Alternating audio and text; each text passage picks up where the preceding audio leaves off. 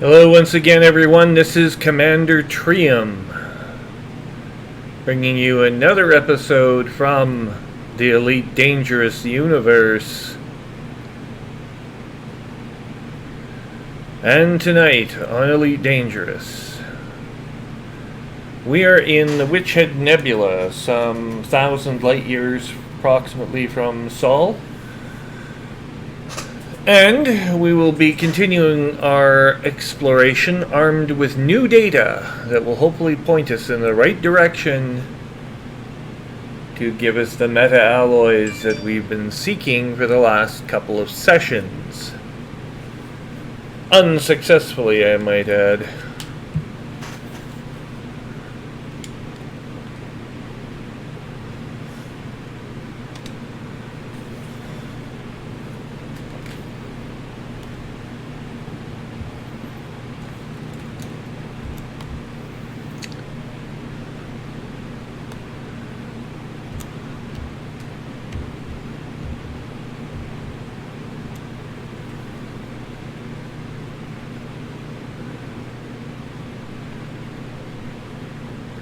And so here we are once again at the Witchhead Science Center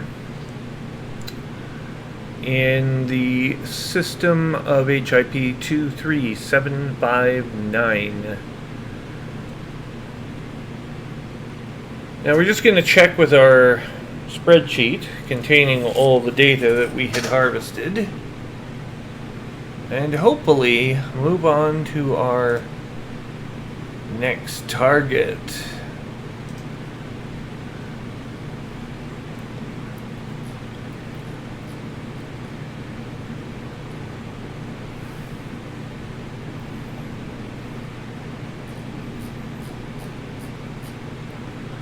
Now it looks like DLY D17, the Witchhead sector DLY D17 might be the closest. Let's pull up our galactic map and we'll find out what is close and what is not.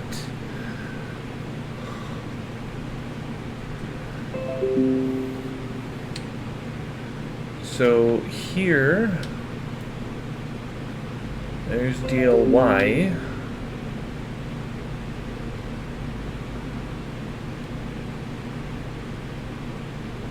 Let's just see here. DLY D9.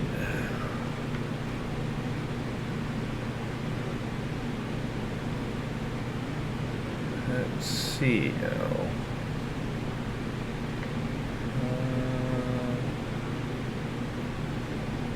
I don't know if this goes in columns or what.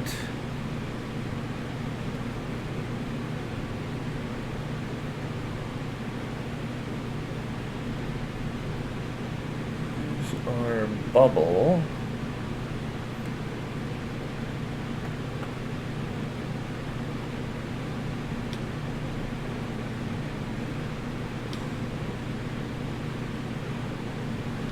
YD9.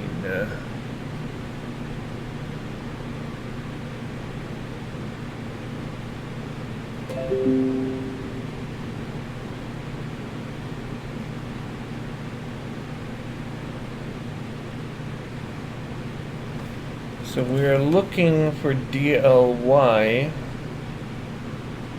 D17.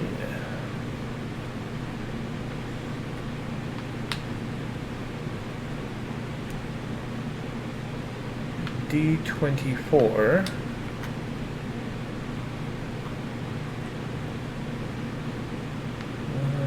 It's close by.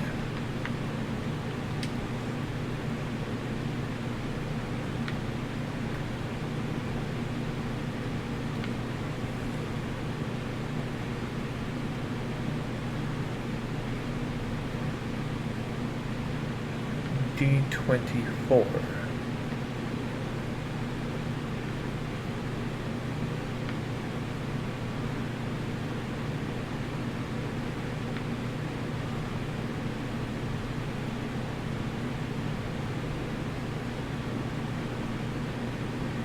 I don't see it.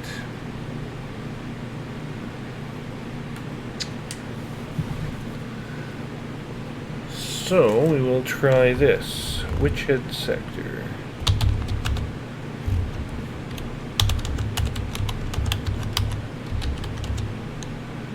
DL-Y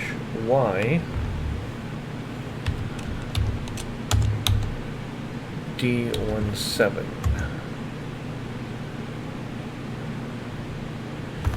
One jump away, it doesn't get much better than that. Red dwarf star system. Okay.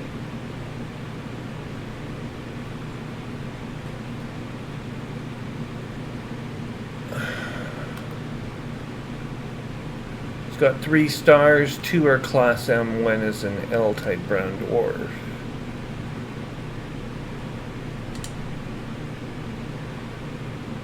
Engaging auto launch.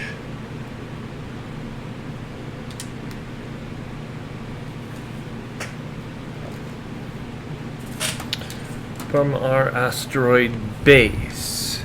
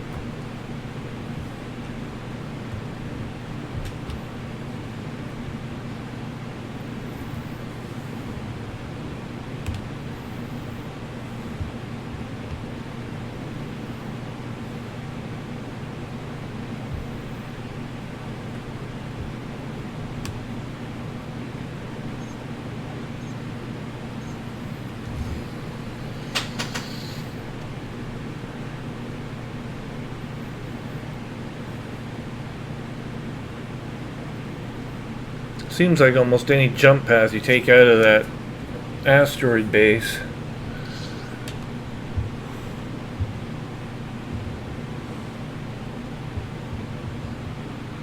Okay, we're passing the L-type star.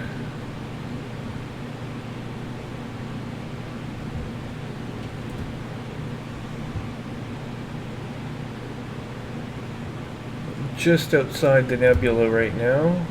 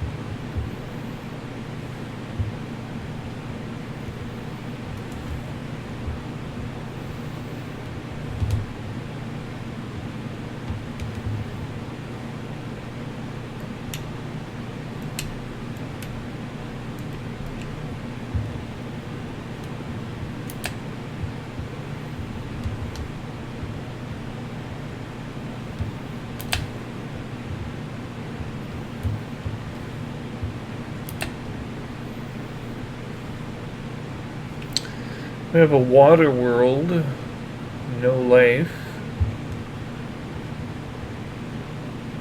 And we have a moon in orbit.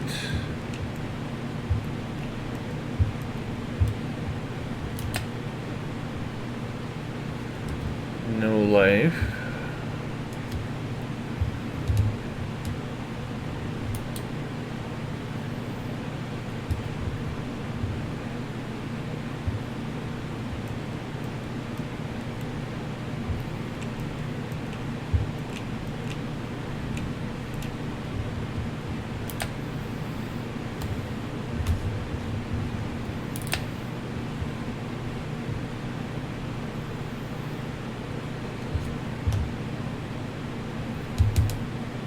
Ice planet. This will be another ice planet.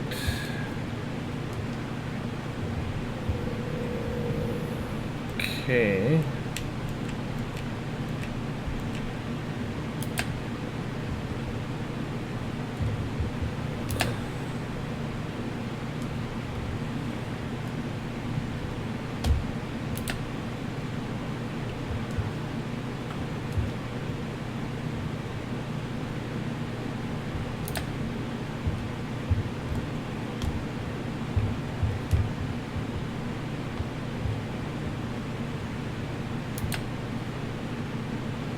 Ice planet.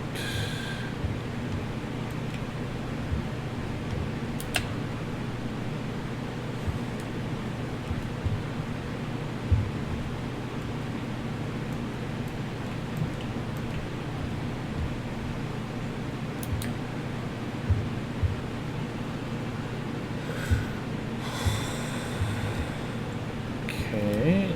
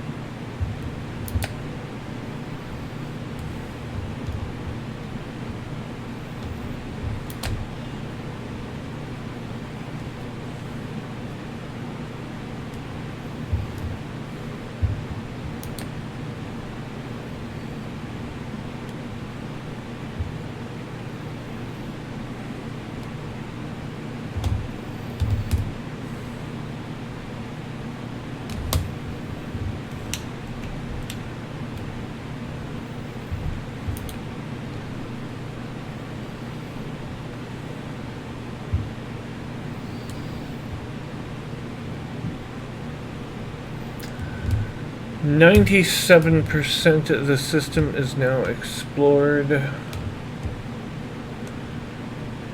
probably one planet left out there somewhere.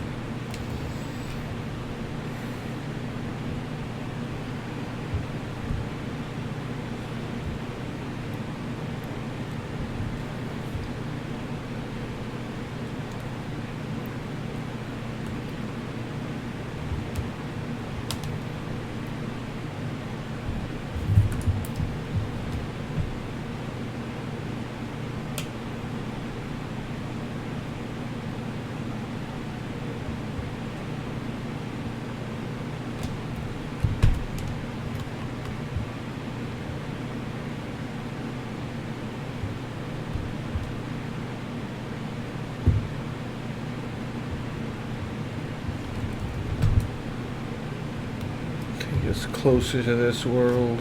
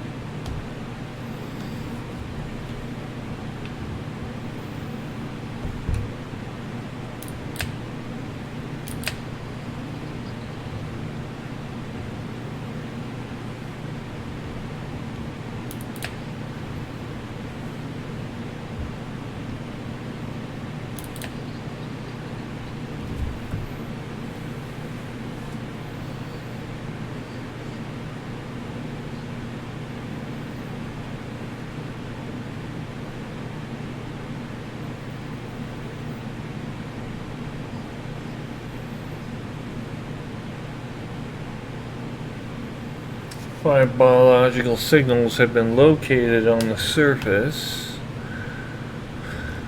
Therefore, we will continue towards our objective. Now, if our information driving us here was correct,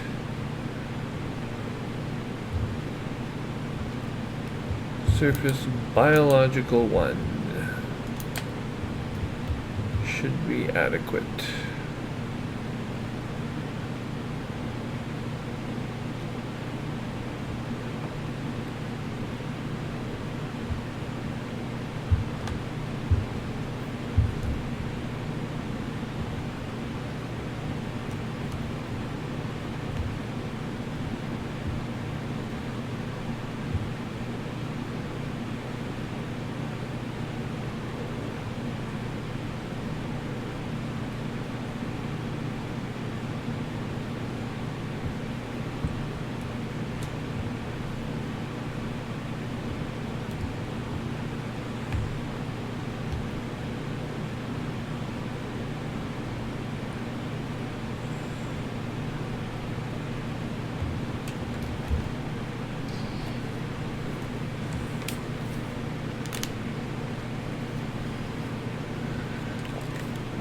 Our radar scans of the surface are now active. Closing on target.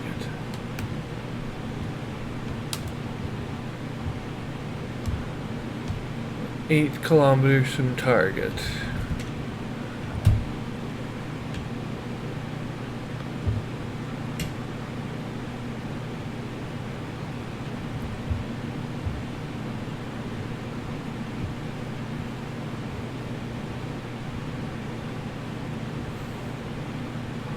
These look an awful lot like bark mounds.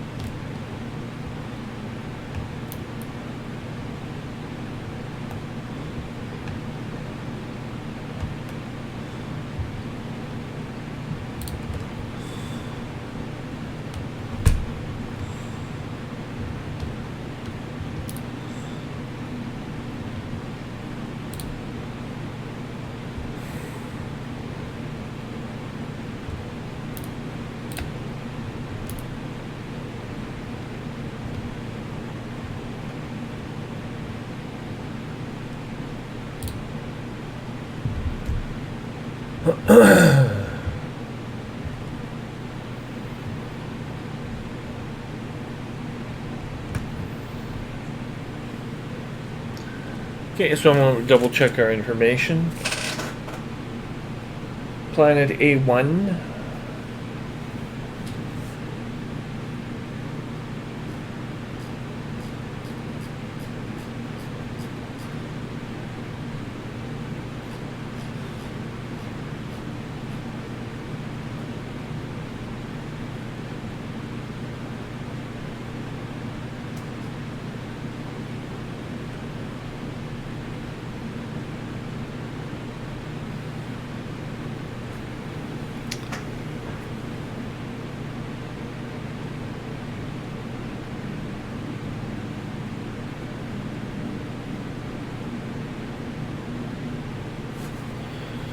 Okay, current location, please.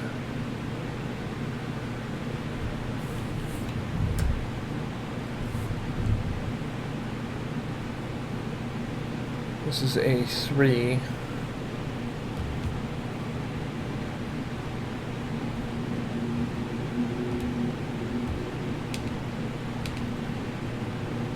Course laid in for planet A1.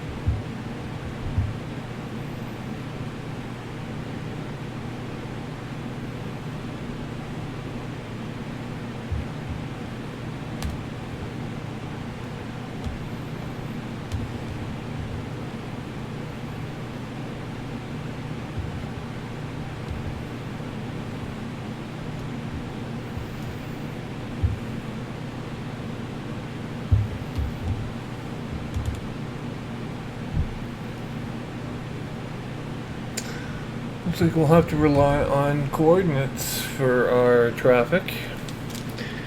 Coordinates at this location are A1 negative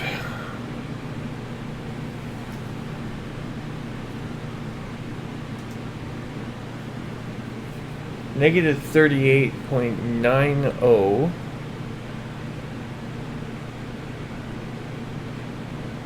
by negative 176.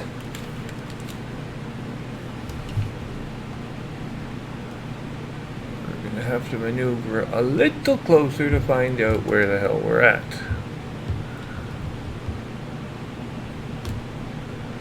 Still 2,000 kilometers above the surface. So we are at negative... Okay, we have to probably make a partial orbit, but we are at negative 38.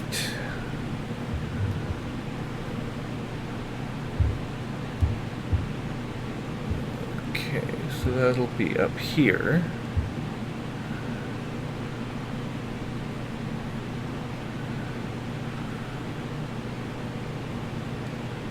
It's southern hemisphere.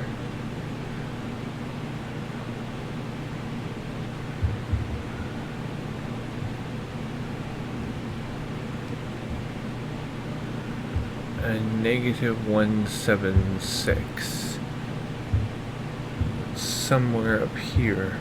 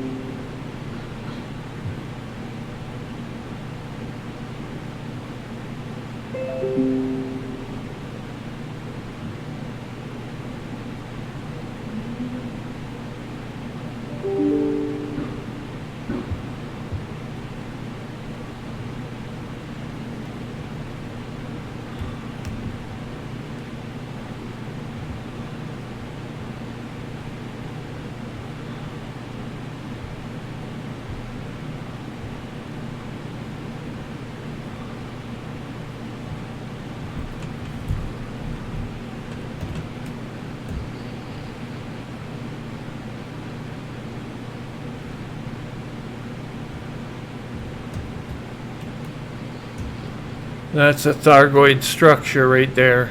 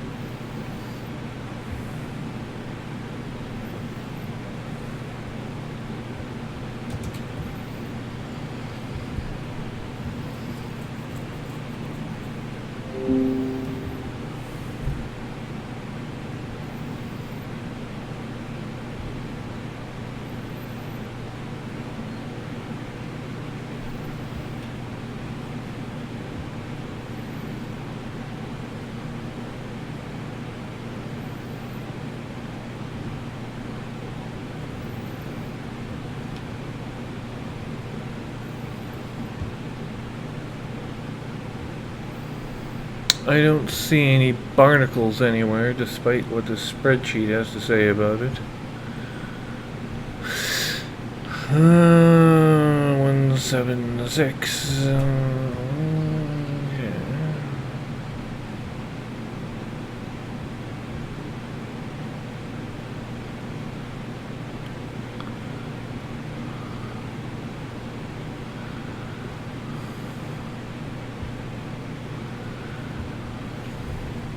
Okay. Negative 38.9083.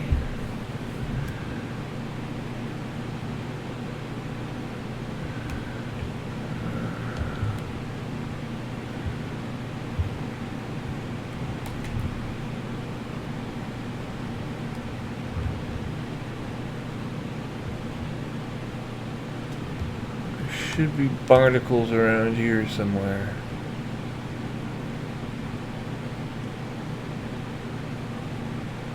Maybe over there.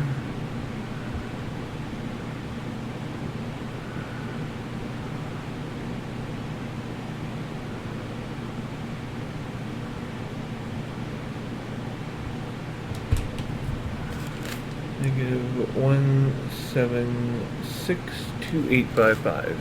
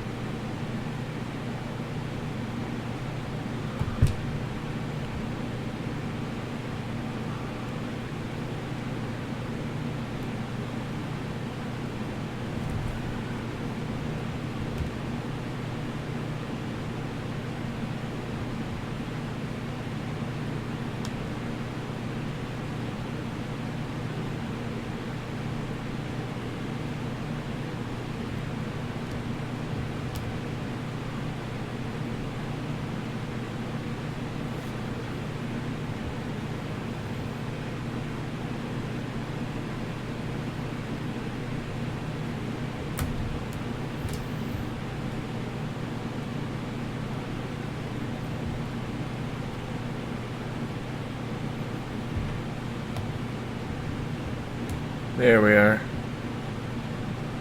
Gotcha.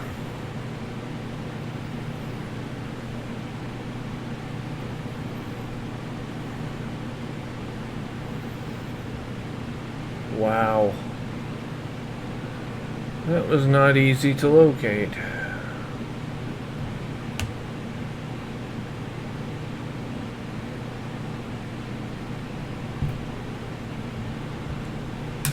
Tiny little speck on a planet's surface.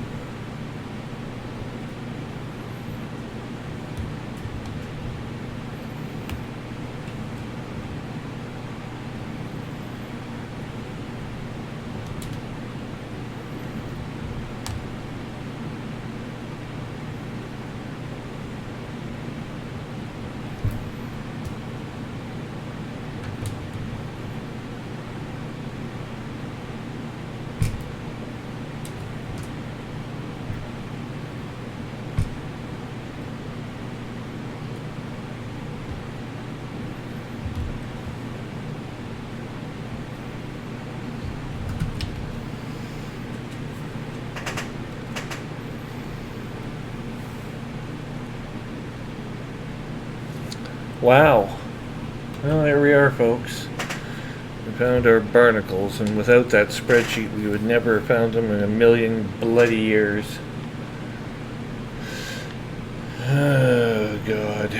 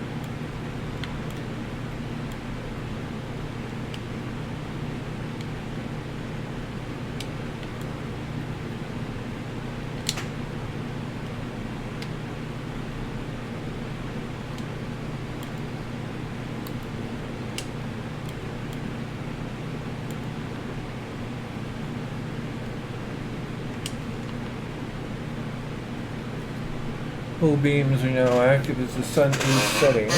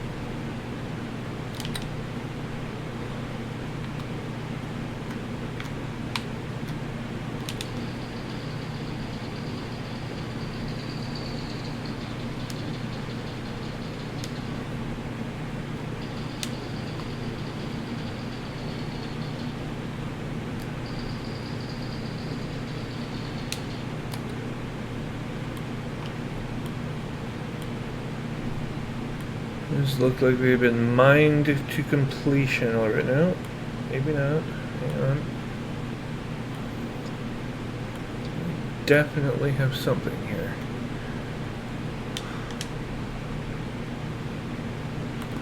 Organic structure.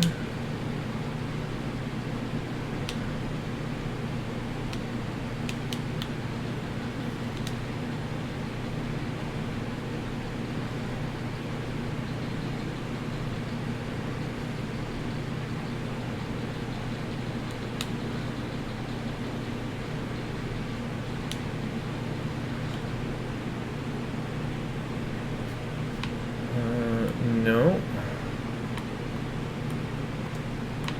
Looks like these have all been mined completely, which is extremely disappointing.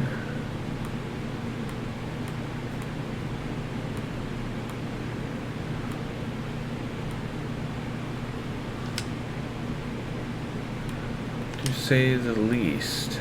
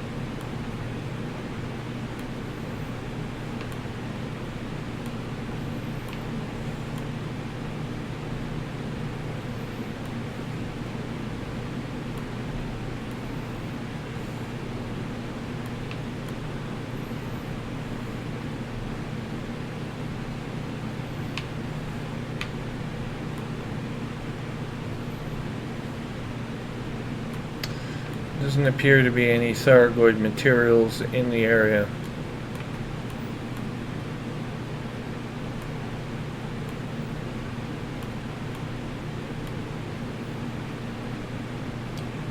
We've been picked clean.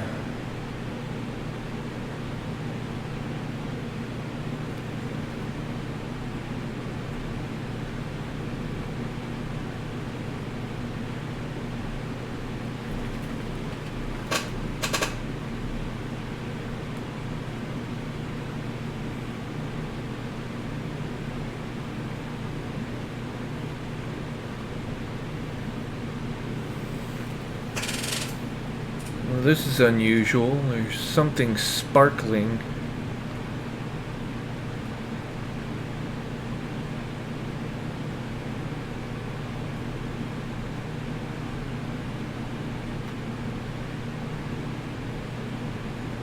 These things are emitting something.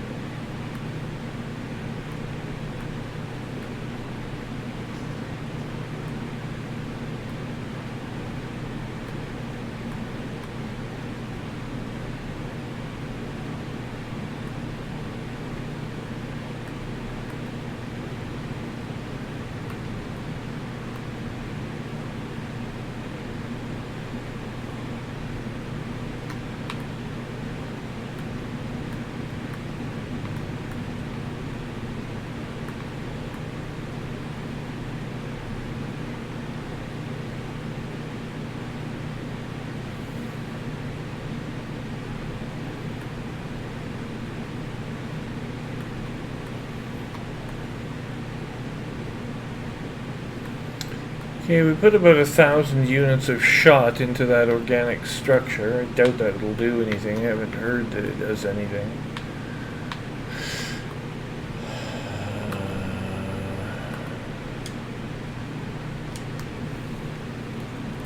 We'll have to find another site, which hopefully has not been picked clean.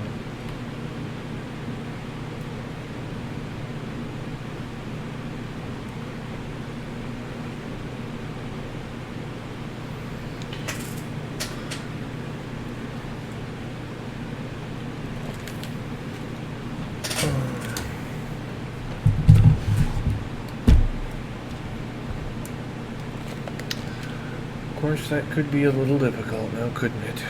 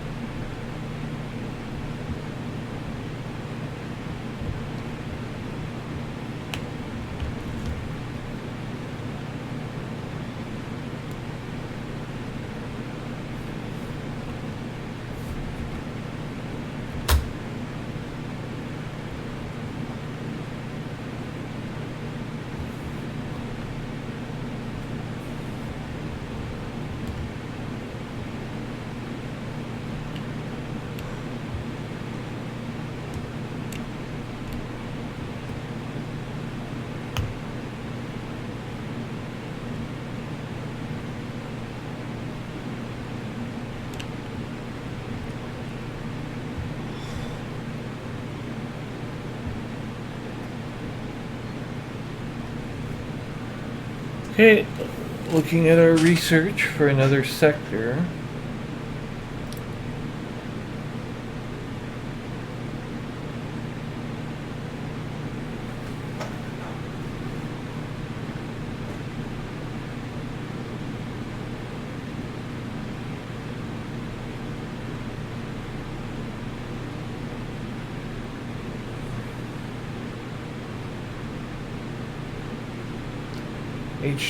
HWWC1-9.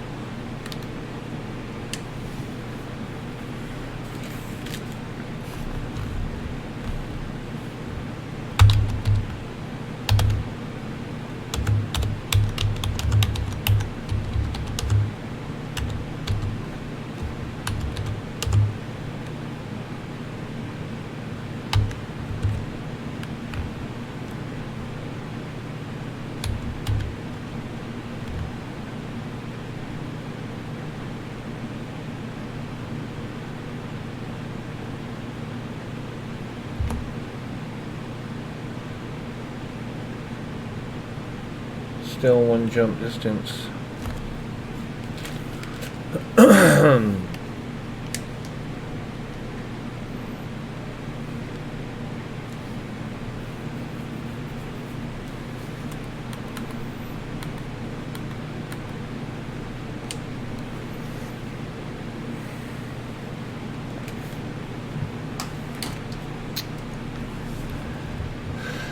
Spreadsheet says ripe. Let's see if it's got any accuracy to it at all. I'm guessing not.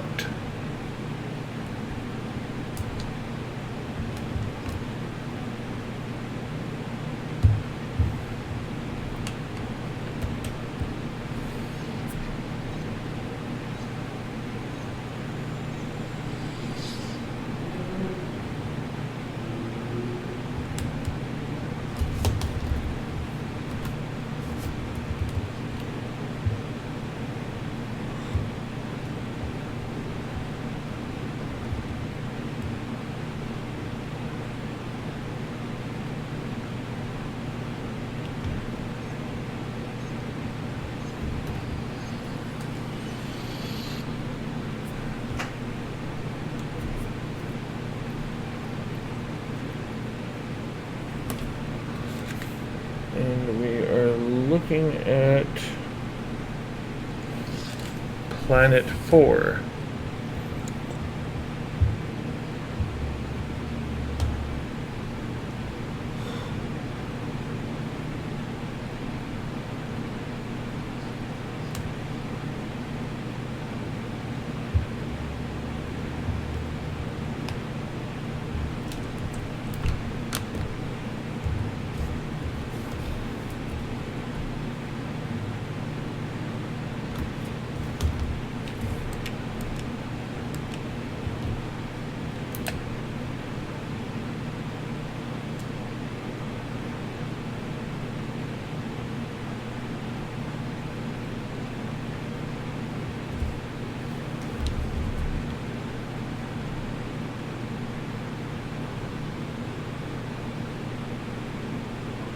There are 18 Thargoid sites on this planet.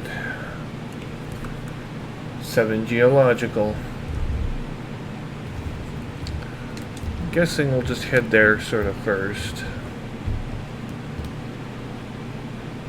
Scan the rest of the system later if we so choose. Crossing orbit 1, orbit of planet 2. Over to planet 3 and approaching planet 4.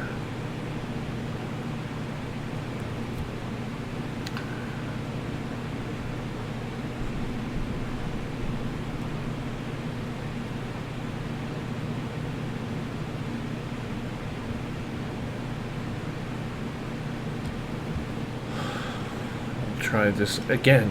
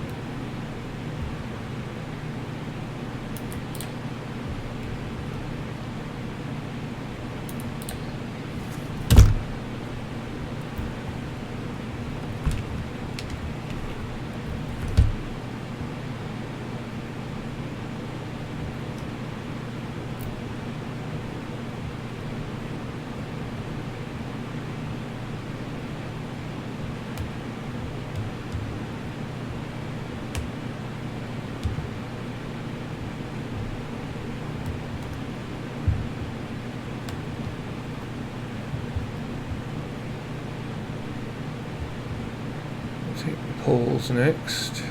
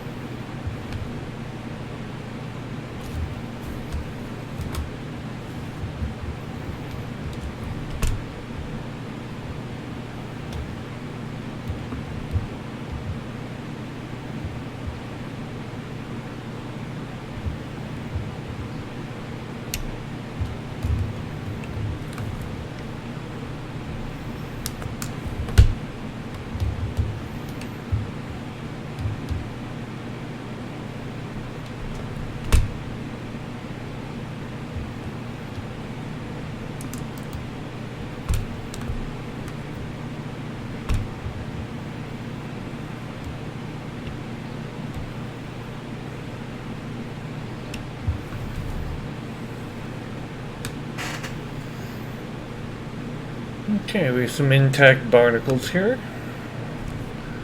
Let's go collect them.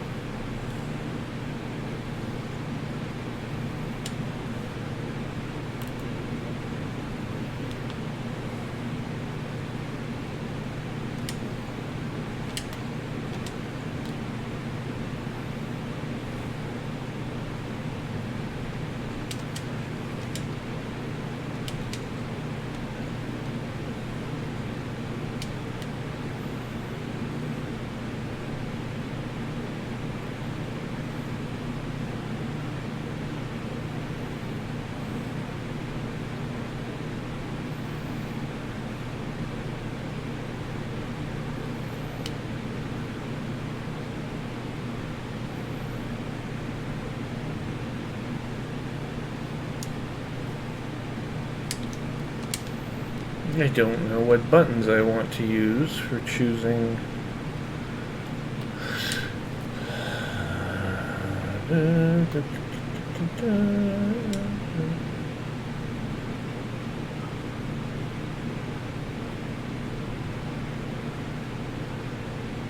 Yes.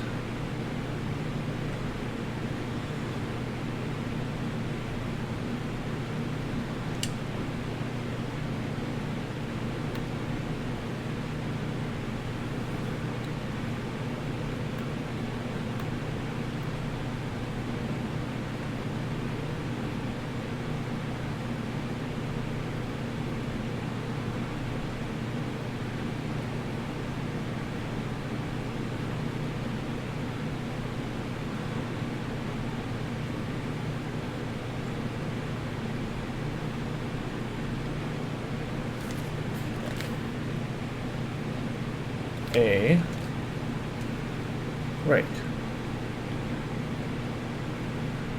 Yes, but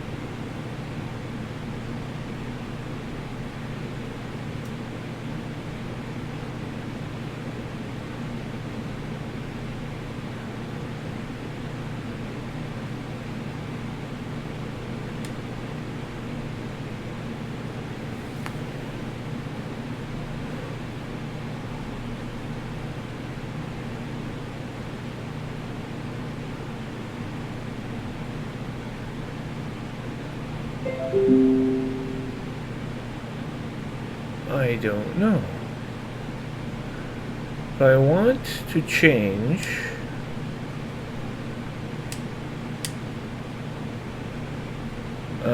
in game, in cockpit mode.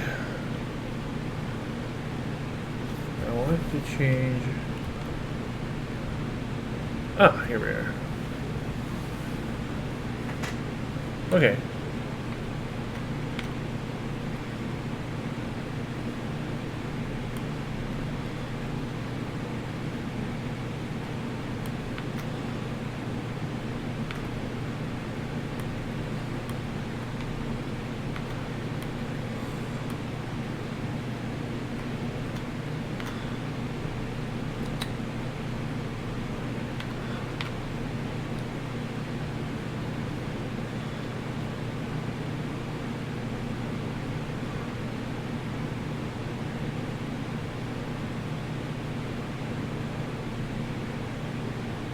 Okay.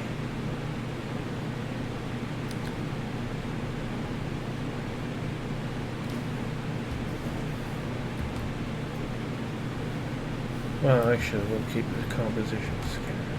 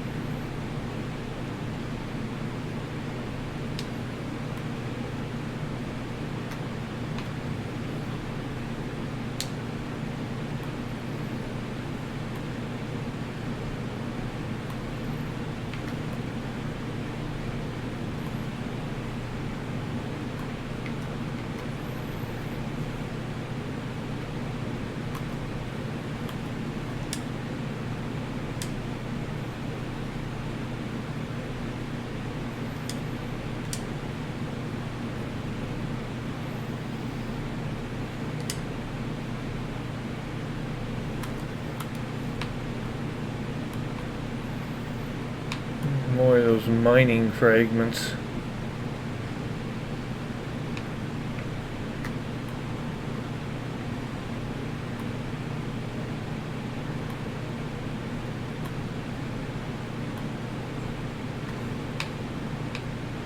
These big sons of bitches here. Just have nickel.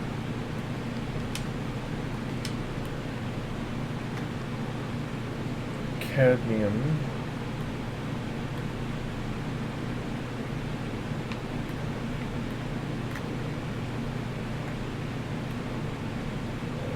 This giant fucker over here is.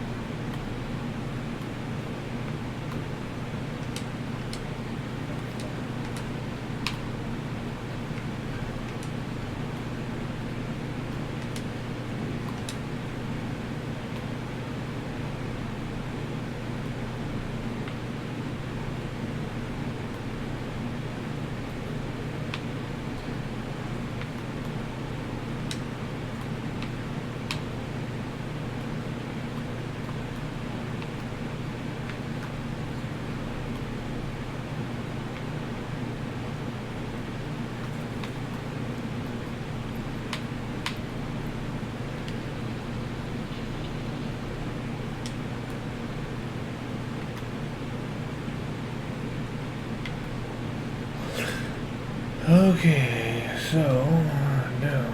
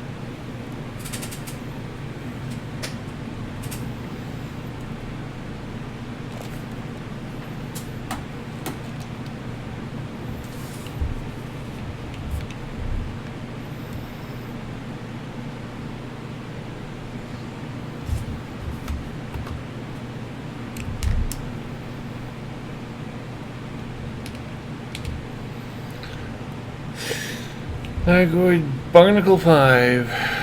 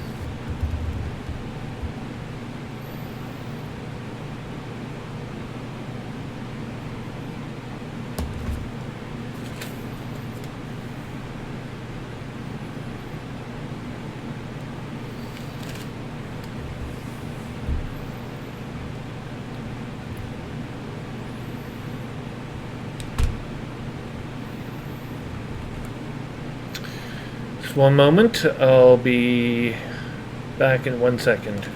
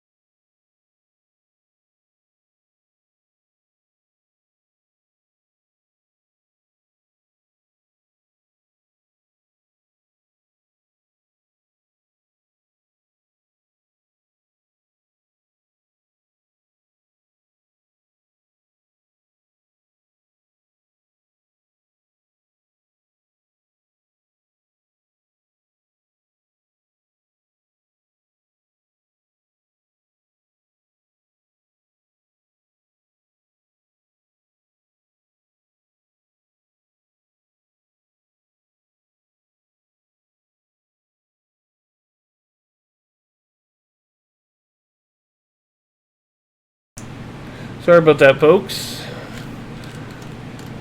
We are live on Discord as well, by permission of chat participants, for the moment. And we are going to, with that, deploy our SRV. Assuming I can get the spaceship to work again. Ah, there we are.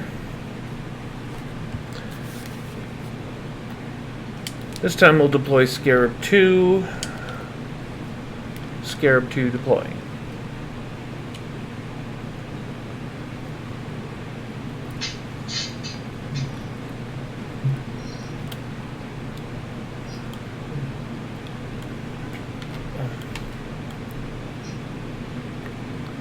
Oh, this barnacle site has already been harvested, picked clean.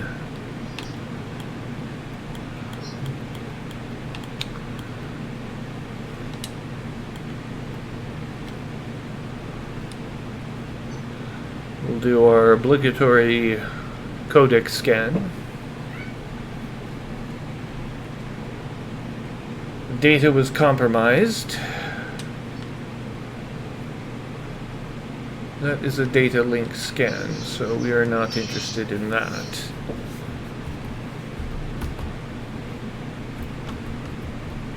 What the hell?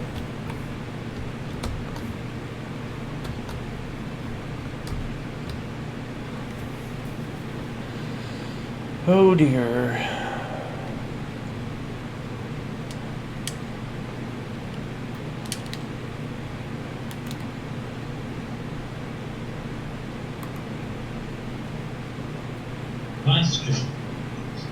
Ooh, this is a lot. We gotta hope there's a time for this. Okay, and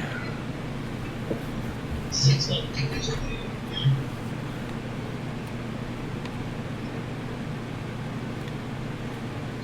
common Thargoid barnacle, it is not remarkable. We will leave.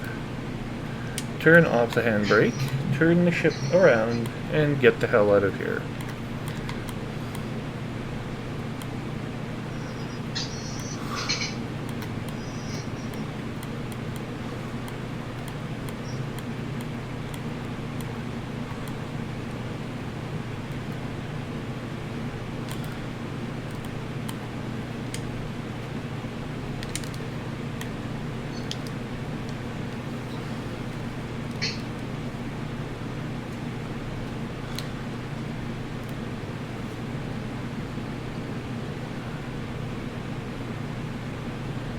We have boarded our ship. Barnacle 6. 1,130 kilometers away. Direction. Very well, we will launch the spacecraft. Engines engaged.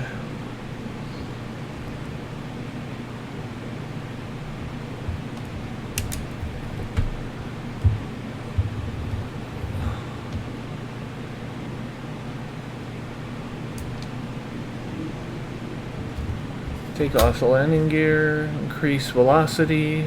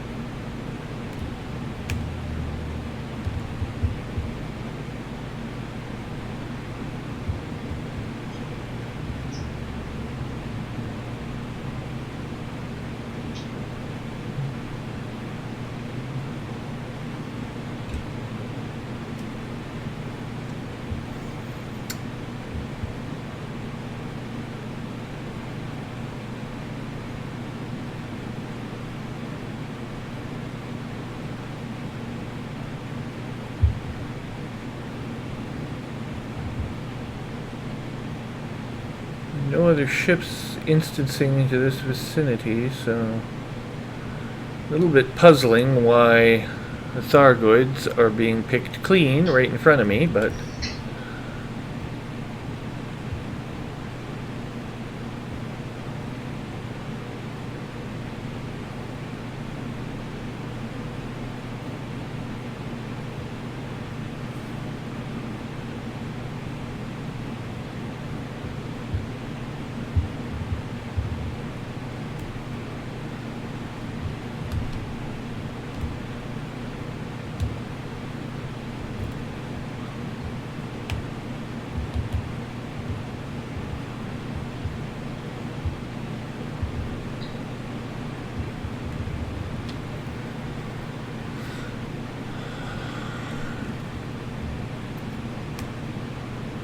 and we are entering the glide pattern.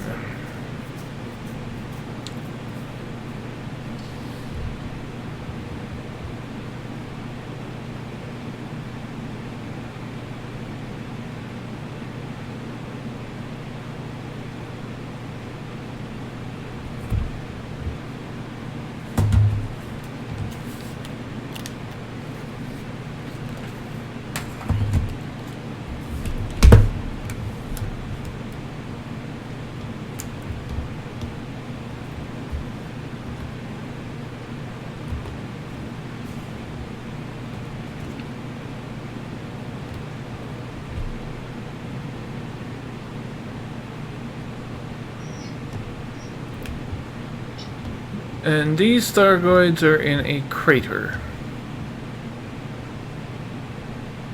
It's not looking particularly good for...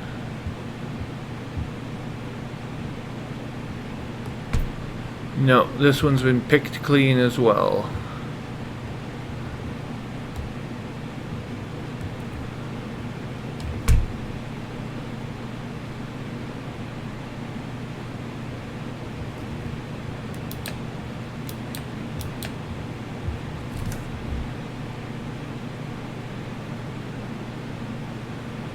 Okay, next.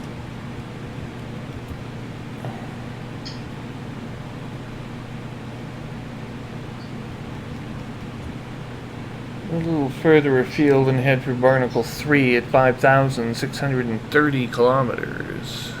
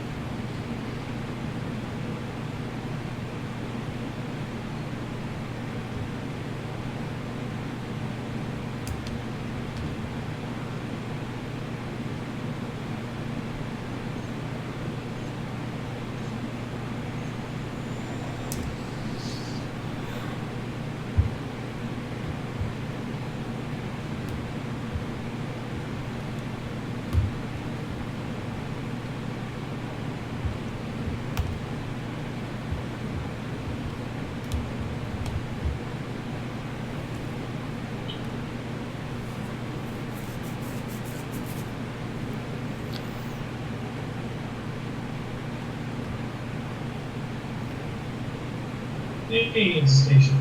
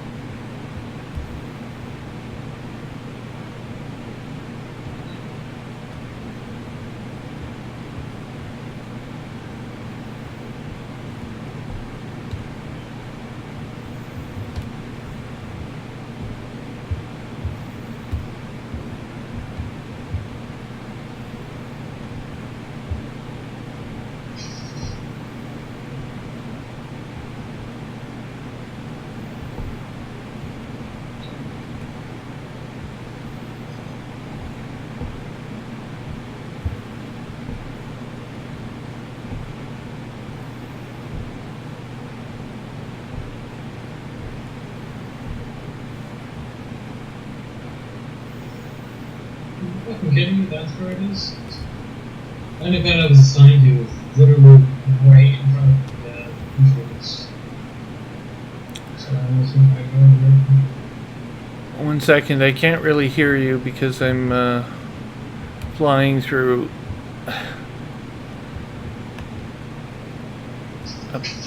right next to a planet and the engines are revving really high.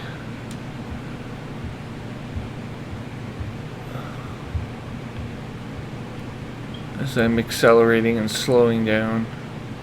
Ah, shit.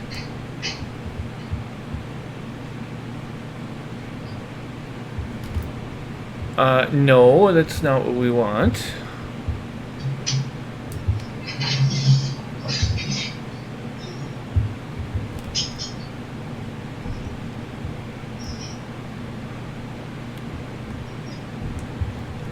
My first mission is complete. I have money.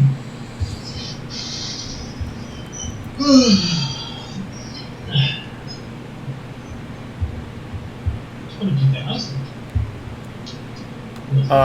Where the hell did my fucking target go?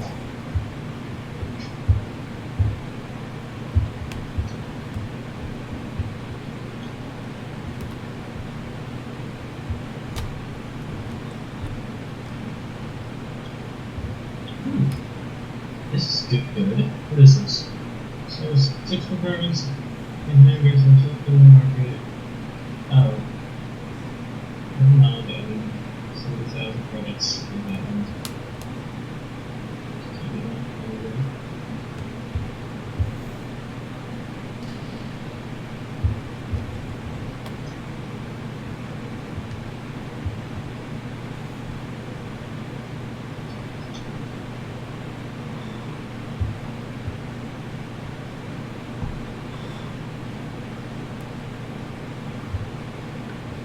In the glide pattern.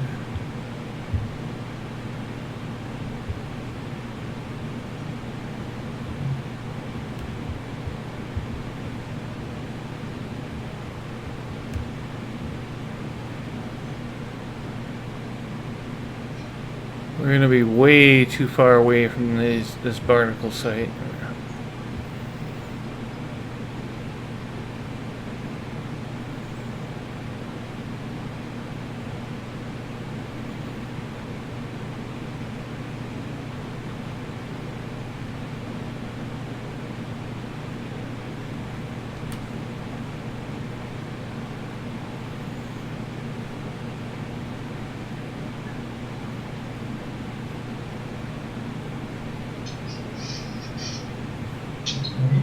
Combat mission, huh? 61 kilometers.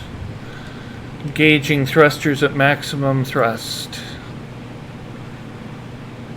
All ahead flank.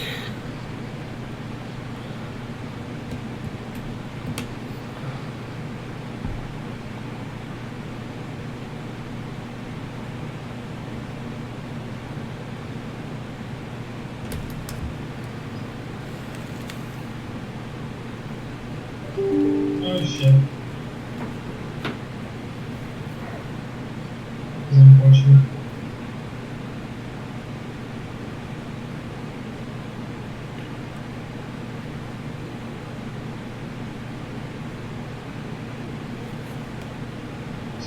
I made a boo boo.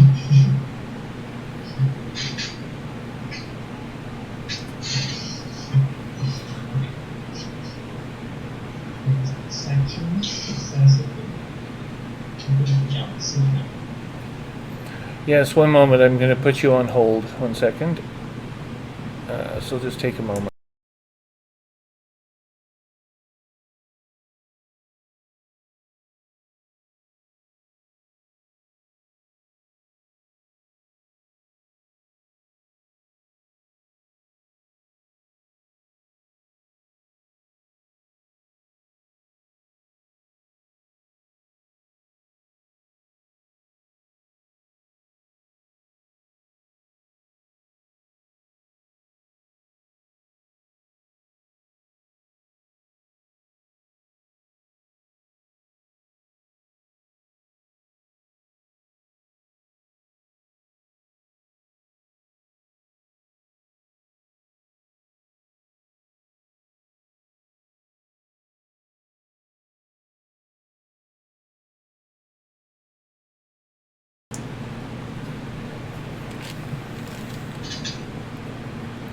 Now 15 kilometers from target. Oh, and we have no control over anything. Dargoid barnacle site located. Engage full engines.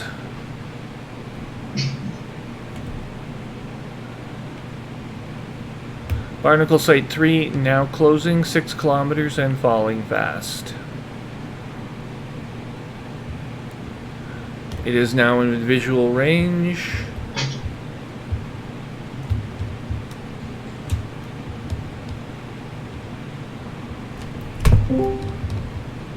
Hello? Hello. Oh, shit! Some question I would like to fire if that's okay. Shit, shit, shit. What was that? Do you guys remember that there was like a big status window that gave you all like stats on the fore menu, right? Computer, I re-engage. don't know what you said, but yeah. Okay, so on the Yeah, there's something right there. If it's something about a reef that is advanced or like something that you would need to God. look up, I don't know. oh, Because I am an uber noob. I am literally doing holy shit, that's pretty. Hello, hello. Delta, delta, right. What am I too close to? What the fuck? These are all dead sites. Barnacle 3 is at where? Coordinates, please. Minus 15 by 180. I'm too close to something. It's not even registering. yeah, it looks like I found the answer myself actually. Yeah, thank you anyways, and welcome to the dangerous, I guess.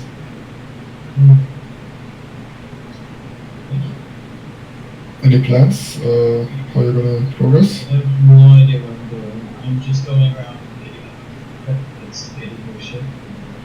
Oh, I see. How long have you been here in the game by now? I have currently 8 hours. Oh, wow, okay. And you still can't fly your spaceship after 8 hours of using it. I can fly my spaceship. What are you talking about? I'm just kidding. No, like actually, what are you talking about? Oh, Yeah, good. wow. My I'm pretty amazed that I still like all the time run into people that have Elite Dangerous just purchased kinda. Good sign, I guess. Mighty. Why am I still? Minus 15, 106. Minus 15, 106. Well, it says right, but it's fucking dead. What you looking for? Meta alloys in the Witchhead Nebula. Oh, okay. Get the fuck out of here! Go! Holy shit! I don't. Okay, what is the big glowing blue thing with the two beams coming out of it? That's called a white dwarf or a neutron star, depending on how intense it is. If it's a neutron star, Okay. it'll quadruple your distance. If you know how to use it. With TLDRs, don't go too close to it and try to stay away from the big jets that it has. No, well, you don't want it. Yeah. The thing is, to supercharge your FSD, which is the whole point of these things. You don't want to avoid the big jets. You actually want to fly into the ends of them without flying too close to the star itself to enter its exclusion zone. And the last frickin' thing you want to do is end up in the jets too close to the star because you will die of radiation sickness. TLDRs, if you don't know what you're doing, avoid the jets. And later down the road, you can make use of them for jumping further, basically. Yes, and then you can jump very long distances.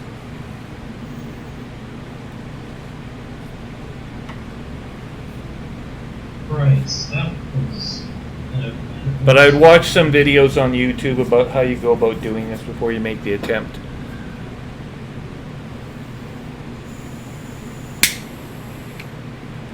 Did you just randomly jump into a system like that? Apparently. Yeah, so How far away? He's going to die. Me? I can, once I land it, because I'm currently landing, I'll explain you something that lets you select your route and not run into these stars if you don't want to. Yeah, and there's also if you deal in rare goods, you can earn a million credits every session that you play the game in. So you'll be able to make money a bit faster. If you want, I'll send you the chart, the jump chart. Oh, the Road to Riches? Yeah, the Road to Riches map.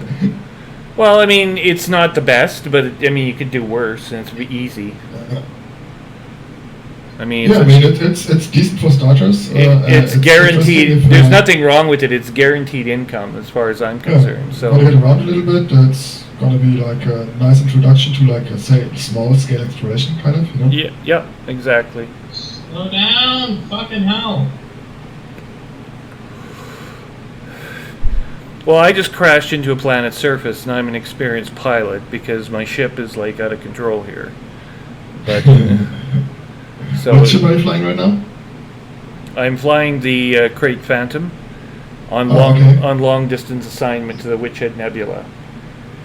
So you went with jump range, right? Yeah, so I went for 60. I can jump 62 light years every jump if I want. I still have to bring the crate out for jumping, really, but I have it planned. Well, Like, you need to I'm get. not an Aspect Explorer build or like anything else really, but the crate sounds really. Well, the Crate Phantom is the longest range. You get the best range. The thing is, it will have no weapons on it when you're done. The Crate Phantom is not the longest range, but it did beat out the Aspect Explorer, which has been a long time ever since. Well, I guess the longest range technically would be the stripped down cutter. It's always going to be the Anaconda. You cannot beat the Anaconda.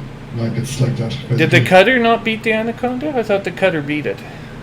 On jump range, nope. Not it's just about jump range. But no one really configures an Anaconda like that. I mean, it's kind of a waste of an Anaconda. It's 150 million credits to buy one. That's actually not true. A lot of people do actually run Anacondas. I haven't seen one in all my days. Never ran. If you go to actually, I can pull out. No. I know the builds exist on Coriolis, but I've never encountered one in the game. It's just like there's that one report that recently came in on the Distant Worlds 2 expedition, right? Mm-hmm. And there's all the ship types that have been doing that are listed by number. And it's Anaconda and fucking Aspect Explorer on the top by very, very large margin. And not the Crate? The Crate is also there, yeah. Yeah, the Crate would be the top three for sure.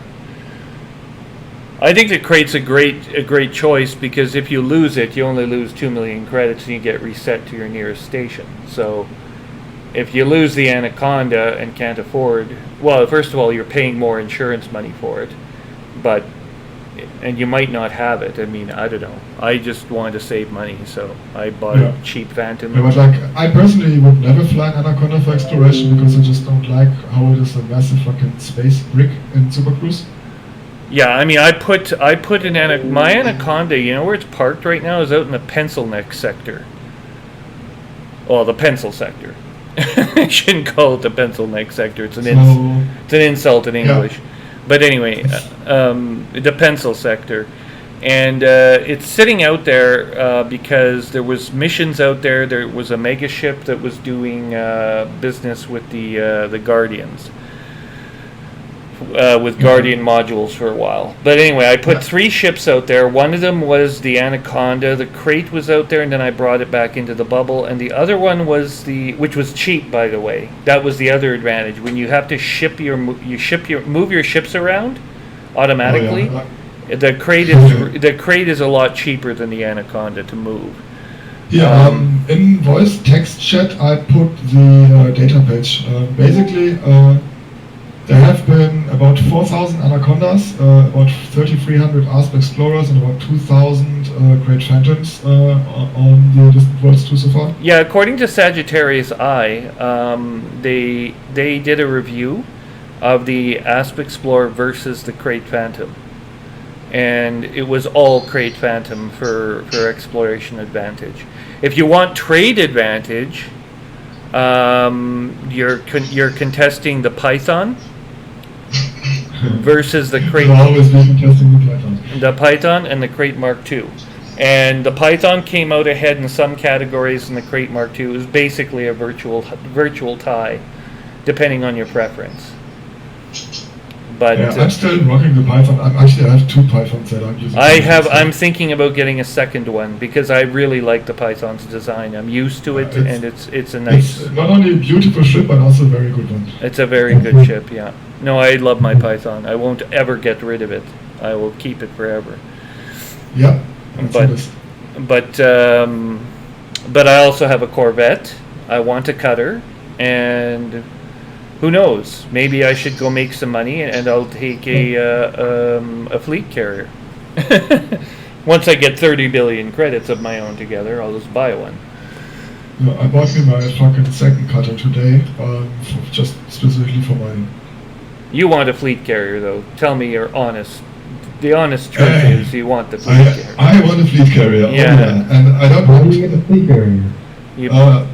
30 billion credits? 30 billion credits? Is there information on it by now? No, Actually, I'm overestimating, but it's going to be expensive. It's going to be expensive. Yeah, I'd also imagine it needs to be squad owned, so I'd imagine that only the officers and the squad leaders are able to control these. Yeah, I think what it should be is that you need 3 commanders to agree to participate in a fleet carrier, and then you're allowed to spend the 30 billion credits, and then you can buy one. I posted both the Distant Worlds 2 stats in voice text chat, and also the jump range comparison Google Sheet for all the ships. Really? Okay. Yeah. And find that on the voice text chat, both of that. Well, right now it looks like the fleet carrier, when it gets released in December, it'll blow all these ships out of the water because it will be able to jump 500 light years. Oh yeah, maybe. That would be nice for repositioning, I guess. Yeah, I don't think now, because I think you know what they're going to do. They're going to make it. They're not going to use an FSD. They're going to use the cloud hyperspatial drive. Yeah, the capital ship. Oh, yes. And as soon as they do that, you need fuel. You need fuel. You need tellurium or whatever that fuel was in the original elites, and you need to get that from the military. Number one. Number two, you have to wait until your engine's cool. You can't just jump the ship right away. You have to I was about to say like a cooldown. The cooldown is 24 hours. What's that? Oh, okay. I was saying you probably have to wait about 24 hours. You probably have to wait a day to jump it again. Yeah. Makes sense. Yeah. So you'll be able to jump 500 light years, yes, but they're not going to just let you go across the cosmos in on a whim. What would be neat is if you could build your own fuel. Well, they might give you the means to mine your own fuel. One of the other things that used to happen in Elite 2 Frontier and Elite First Encounters was that you could use gas giants for fuel, and that's a component in the cloud drive. So I think what they're going to do is they'll turn off the atmospheric restrictions, the exclusion zones on the planets, and they'll let you fly into a gas giant, which will be interesting because the storms on gas giants are not trivial. Actually, lose your fleet carrier. Yeah, I mean, you could you wouldn't fly your fleet carrier. You'd send specialized collector ship or something. Well, you'd send craft. You need craft with a special piece of equipment to go harvest the necessary gases out of the gas giant, like helium-3 or whatever. And then that sucks so much. And then you could and then you can manufacture from that. You'll be allowed to manufacture the tellurium, and from that, then you can jump again. So it's not going to be a very straightforward process of just I feel like I'm going to jump, to the Andromeda Galaxy. No, you're not doing that. It's not going to happen. You're not going to You could park the ship above a gas giant, like pull up the gas with gravity well. We need some kind of Yes, and the Andromeda Galaxy is going to come to you. You don't have to jump. You'd have to have some sort of Bassard collectors or something that would harvest the. Forget space travel. I'm going to start working on my cryo sleep stuff. Well, actually, you know, if we can find Raxla, my guess is that Raxla's a gate. It's actually a hyperspatial catapult that will send you into another galaxy, and there's probably one on the other side. That's where the Thargoids come from. I figure they come from Andromeda. If you look at their natural invasion route into the Milky Way, it comes straight. If you look like through the galactic map and see where they come from, isn't it funny that both Triangulum and Andromeda are at the end of that little route? Triangulum and Andromeda are the next two large-scale galaxies in the local group. So I tried to pilot one of my fighters through the little warp gate they open up when they teleport. I wanted to see what would happen. I never quite made it through, but it seemed interesting. It's 4 sides, right? So It just boosted my fighter in the back of the ship. So, I don't know. But I can't find Raxla. The clues that we have are very, very sketchy. They come from Drew Wagar, who wrote the first storyline for the game, which was the Imperial one, involving Salome. And Salome, she discovered something on derelict ships out in the Formidine, but I don't think that's where Raxla is. He said he pointed out that there are 30 worlds, 30 star systems from Elite 1.0 still in Elite Dangerous, including systems like Lave, Dizo, Aurora, Sol. These are all systems that have persisted in the game from the original Elite, and there are 30 of them. So we should blow them all. Well, there's a clue on, he thinks there's some sort of clue, for some reason, I can't remember why, but on the 8th planet of one of these systems, which should be a gas giant on the 2nd moon, he believes, or 2nd or 3rd moon, he believes. So I wrote a data application to harvest all this crap in C#, and off of the Elite Frontier API. And I don't know. There's a lot of systems in the 30 with an 8th planet, and the 8th planet almost always has moons. So it's not conclusive. There was one that had 2 moons very close to each other in orbit, and there was also an invisible moon there as well, which I couldn't explain because the data said it was there, but in game there was nothing. So someone was lying. Like either the API had thrown. It wasn't my application. I checked and rechecked it. It's something coming straight out of the data from Frontier that says there's a planet there that's supposed to render, but it doesn't. And I'm wondering if that's maybe a future release. I don't know. But they say Raxla's in the game, but I mean, I went to the exact spot where I should have been at the center of that moon, and there was nothing. So I'm not sure. What's that? What's Raxla again? Raxla, also comes from Elite 1. It's part of the original storyline for the game back in 1984 when the game was first published. There was this idea, this legendary world where you could find fantastic riches, and that there was, some people speculated it was another universe. Of course, a hyperspace catapult, another galaxy, how would you distinguish that from another universe? It could be pretty much the same as this one, except, it just looks completely different. You have no idea where you are. Kind of like Jacques, who jumped that station out to Colonia. He jumped an entire space station from one position inside the bubble. He was trying to send it to Sag-A, but instead the drive broke down midstream. He ended up 10,000 light years away from Sag-A, near the galactic nucleus. And that's where Colonia is now, the second bubble of humanity, growing a number of colonies out there. But I still think that Raxla is probably, like I said, this hyperspatial catapult type apparatus that just puts you in another galaxy somewhere. Elite does have the code base to actually accommodate a second galaxy. You could do that with the existing code today, if you wanted. You just run Stellar Forge again, you create a larger galaxy, 200,000 light years across instead of 100,000, and you have a full galaxy full of planets, stars, and everything. Except it's not this one, and there will be no soul there. No Earth. Because it's... No human space, probably. No space stations, anything. No. But there may be a region that's occupied by the Thargoids, such as where the Thargoid homeworld is. Ultimately, humanity is not going to win its war with the Thargoids until their homeworld is located.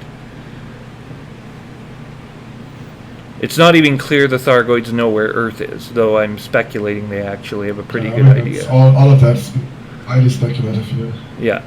No one really knows. No one can communicate with them. We don't know where. We don't even know where the Guardian homeworld was. Gunboat diplomacy. Hey, think for yourself. I can communicate with Thargoids quite fluently. You give them occupied space pods, it makes them happy. You get close to them, they get angry. I speak, read and write 4 languages, and I took a crack at Thargoid.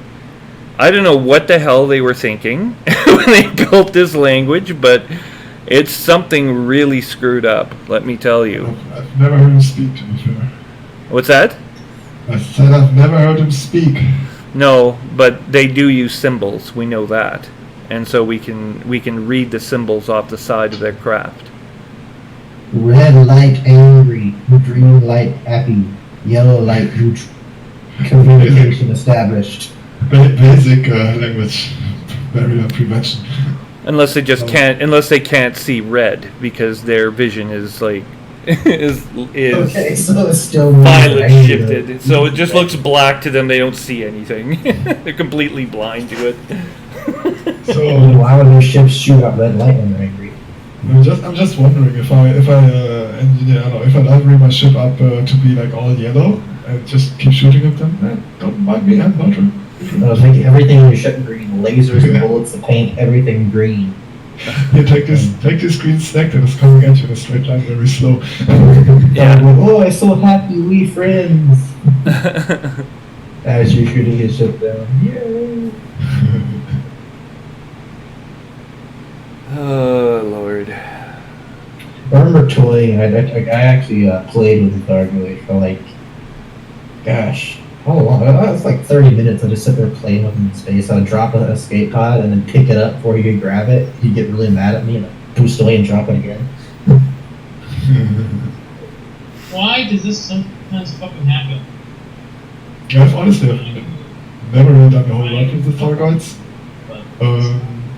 Oh yeah, they're fun. You gotta go mess with them sometimes. Yeah, I mean a little bit. Like I got me the scripted event and I found it down in Maya. Like, do you remember the time when you had that little interceptor crash site where you could like bring the fucking? Oh yeah, the one with the narcotics. Yes. Oh yeah. That was about the time. That was about the time when I did that. Also. Yeah, Thargoids that do cocaine. That was really funny. The worst. The worst Thargoid you can mess with are the Hydras. Oh my god. Those are horrible. I didn't really do a whole lot with the Thargoids, but while I was down in Maya for that extended period of time, like I was like meeting them every once in a while. But I've never defeated any of their flaws or any Thargoid really actually. I haven't defeated them either. I usually run away. The little scouts have a little swarm, you know, the little swarm follows you. Those are bad enough. When you get the Hydras, they actually pull your ship in and disable all your systems. Yeah, isn't that like, hold on a second, wasn't that like a thing that actually has to hit you? Like in between phases? I'm not sure, I just know because I met one of the Hydras. The TLDR is like, I don't want to fight these guys. If it comes to, say, like a lore opinion, that alone would make me not want to fight them. And see what happens, like, you know, because I'm more on the side of, I don't think they're invading us, I don't think they're like innately hostile, so I don't think a war is justified. No, Thargoid worshipper. Nope. No? Not a worshipper, but I'm not xenophobic. Oh, okay. No, more like we're Thargoid. We're Thargoid hopefuls. I don't know a word. Well, I'm kind of interested in what's actually going on, you know. I'm Like, kind of of the I- same mind as Monix here, or Morex, whichever, because the Empire and the Federation conspired to create a genocidal weapon to make the Thargoids extinct. Now that little plan blew up in their face. It failed, and now they're back and they're really pissed off. And I really don't blame them. I mean, if an alien, that's old elite lore, so we have no idea. They've been gone for quite a while, right? yeah, it's in hundreds of years. We don't know what their lifespan is, but I mean, even if it's only been a few hundred years, which it's been less than 500, they would still tend to be kind of pissed that we tried to wipe them all out, like just to like clear up our space lanes. And by the way, from their perspective, they have already laid claim to many of the systems that humanity is encroaching on. To make matters worse, all these ammonia planets that we can't approach because of the exclusion zones for planets that have atmospheres. If the planet has an ammonia atmosphere, we have no idea if the Thargoids have landed a colony there, or what they're doing on the surface, or if they're on the surface. I mean, we could end up... Simple solution, we should ignite the atmospheres of every ammonia planet. And how do we do that exactly? Ignite them. With what? I don't know. Bring a cutter and fly in there and boost, I guess. No, take a couple Zippos and toss them in. No, that's not going to work. I'm sorry. But I mean, scoop up some fuel from the sun. You could, yeah. I mean, you could use plasma bombs, or you could use nuclear warheads. Do an orbital bombardment from a Farragut If we class can collapse the sun and make it go supernova and wipe out the solar. I mean, I'm with you on the part that would probably be very funny and used as firework, nicely watchable, but what about if you just, like, for example, just take your 8A fuel scoop and just scoop up the entire planet and, like, make them wonder where that thing is? Somehow I think that might be a little overwhelming task, but you know, if you look up in the sky right now, as I am, looking over my ship, I'm on a planet surface, there's lots of stars out there. Now, who would really notice if one of those little stars went out? Would anyone? That's what I say, just collapse one of the stars and make it a supernova, wipe out the whole solar system. Build more Thargoids. Trouble is, when you collapse a star, say using, I don't know, some kind of gravitic device, what will happen to the star? It'll go into a nova state, right? So it'll either explode as an ordinary nova, or it'll go into supernova mode if it's large enough, and it will leave a dead neutron star at its core, at the center, made of solid neutronium. If you're very lucky, though, and you detonate an unusually large star, say something twice or 3 times the size of Betelgeuse, you'll get a black hole. Then you can't even see it initially because it has no event horizon. Well, it has an event horizon. It doesn't have a accretion disk yet. And but I'm just talking about detonating one normal nova, the supernovas, and then you can make some way to contain it so it doesn't wipe out the nearby system. You're not containing black holes. That's just not. No, not a black hole. Nova. Yeah, I'm gonna contain it. I'm gonna put a Dyson sphere of this black hole. Yeah, that's not gonna work. Your Dyson sphere is going to crumple up like a little piece of paper. And No, I can figure it out. I'm gonna buy me like 40 anacondas and just put a ring around it. Yeah. Dyson sphere.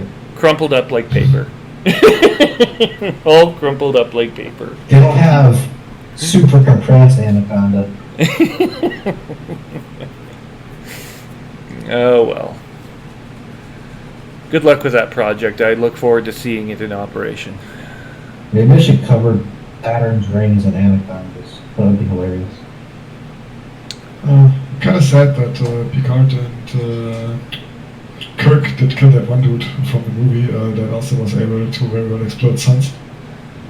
Yeah, well, he was sort of cheating. He was using a gravitic anomaly to move stars back and forth according to a predictable wave pattern. No, that was not what he was doing. He was exploiting stars to change Change the direction of the ribbon, but he was using a trilithium device, which is an energy source the Romulans are known to use. And what do the Romulans have at the center of their warp cores instead of dilithium crystals?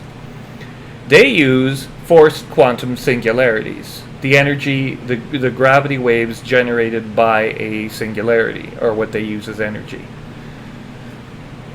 You could also go the Stargate route and just drop a Stargate.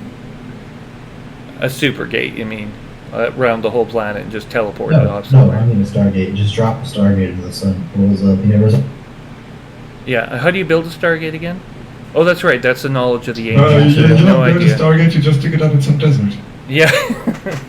Hey, that one guy built a little tiny Stargate out of a bunch of copper wires and stuff. So. The secret knowledge of the ancients is always used to build Stargates, so You know what? it's very, Maybe very you should complicated. figure out how to do that. What's that?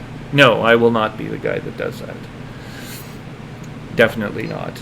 I have trouble, trying to organize my software into coherent phrases that my computer can understand. I'm not going to tackle, the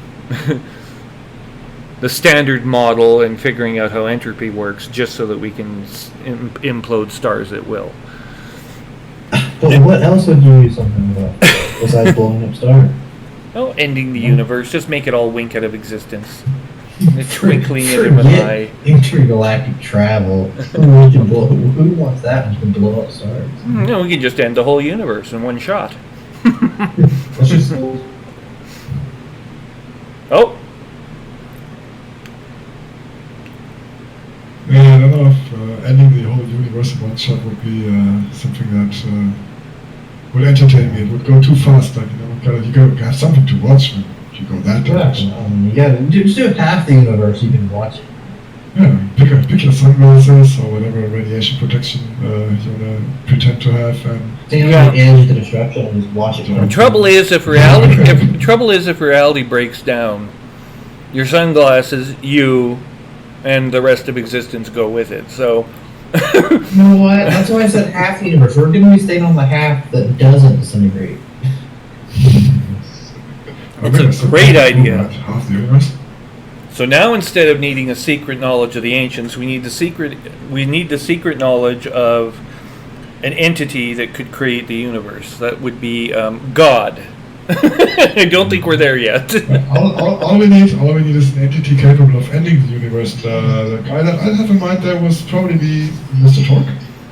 The cube. Yeah, doesn't have the mustache for it. I don't know. Maybe Discord then. It's the same guy plays.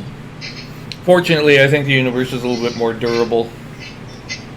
The design somehow does not provide a means for having it all wink out of existence in the twinkling of an eye. But we'll just wipe out the half that's uninhabited. Yeah. Because life only exists in a uniform half of the universe. Yeah, it's like it's split in the middle. One half has a lot of life and half doesn't. It's kind of split. Let's see. The farthest objects we can detect are Galaxies. quasars. They're further away than all the galaxies are. But they're in galaxies, aren't they? No. Yep, there are in galaxies. So we can Well, no. Technically, the debate is whether or not the galaxy is actually part of the quasar, and right now the prevailing view is they're generated by the quasar. I'm not entirely sure if there's a debate on that, honestly. Really? There's not. Why are they described as unique phenomenon then? As if I have a quasar. I mean, they're not just far away. The nearest I think is 3 billion light years that we've detected, and they go out as far as 13. I mean, to the perceptible event horizon, beyond which information about the universe cannot be known. So, I mean, the universe obviously has these things 14 billion light years away, and they're speeding away from us all uniformly in redshift. So, And then scientists discovered we had a quasar in the center of our there is no center. Not anymore. of the planet. There may have been at one point, but there isn't anymore. Of the planet. Unless you want to forensically piece together the entire universe back to the primordial the center item. of our planet, not the center of the universe. It's the center of the planet. Oh, the center of the planet. Okay. Sorry. I thought you were trying to forensically decipher, where the Big Bang took place. Well, let's see. Let's move this star back here. This star over here. This star, yep, right here, down the center. Man, I wish you could see this model on my computer right now. I'm such a genius. I got the center pulled up right here. This is so much more fun than actually what I'm doing here. Just loading up 200 plus lipids. Yay. By the way, where are you from, Moritz? Make a wild guess. Soccer. I would say Norway. Norway or Nope. Netherlands? Nope, neither of that. Belgium? You get another chance, so you have 3. That was 2. Do me. Got Belgium. that. You got an American accent, I feel, but I'm not entirely sure on that. Well, I am from America, yeah. I'm not. Guess where I am. I guess you're from somewhere in the northern hip.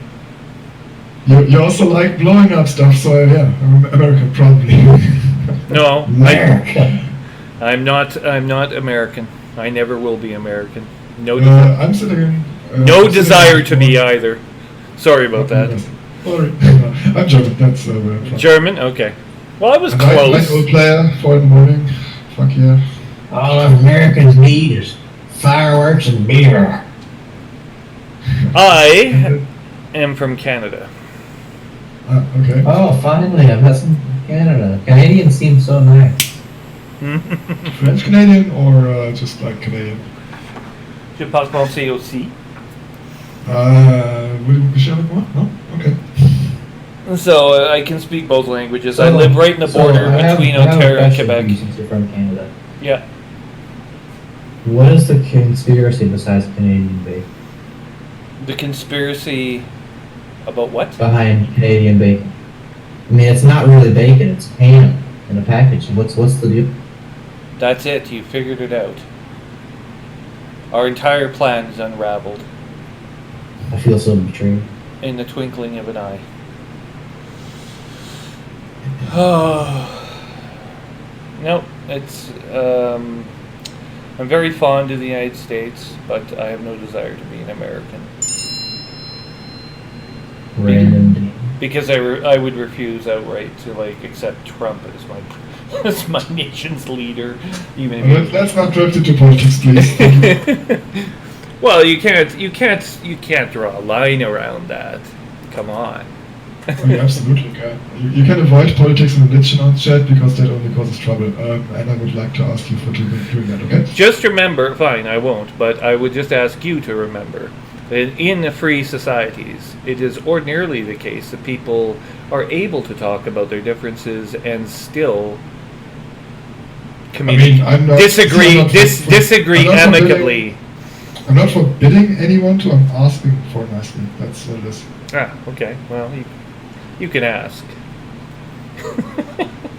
And because I'm Canadian, I'll be obliged to actually honor your request. But that doesn't necessarily extend to everyone. Oh, there's a life-changing question here. More limpet controllers or more cargo space? How much cargo space you You have? can never have enough limpets. 512 right now. You can never have enough limpets. More limpets. 512. What are you trying to do? Collect the entire Double universe. Painite mining. Double Painite hotspot. See? He's trying to collect the Honestly, whole you got plenty of universe. cargo He wants to harvest the Yeah, entire yeah, planet's more limpet Oh, rings. no, how many Olympic controllers do you have? It's gonna be 12 now with an extra. That's gonna do. Jeez. Good God. I think you need more cargo space, not more lipids. No, I need more lipids. I think actually 512 perfectly fine. Okay, that's not true. It's just I basically earlier today with a friend of mine, I went to the double Painite hotspots for the first time after we discovered they exist kinda on the web. And oh boy, that's the first normal mining that I actually like. We were 2 ships and we pulled in like, or rather like we were pulling that stuff on me because I was kind of low on funds there. And we pulled in like 500 or so million, little over 500 million in just a little bit more of an hour. And yeah, that was me on a Python, but now I'm on a cutter with some cargo space, right? So I'm looking forward to that one. Python cargo space. Does that even make sense? Like Python was on 192, just Oh, okay. below that. So yeah, I was using the free class 6 slots for it. But yeah, like basically all of that earlier brought me back to like an okay amount of funds for just like doing shit. So I bought me a second Hey, cutter, another person. loaded it up for mining, and now I'm heading over to the belt. That's basically what's gonna happen. I did a thing mining, dude. All right, there are too many people in the stream, so I'm going to end it right now. Thank you for watching. Consult YouTube for further subscription info. This is Commander Trium signing off.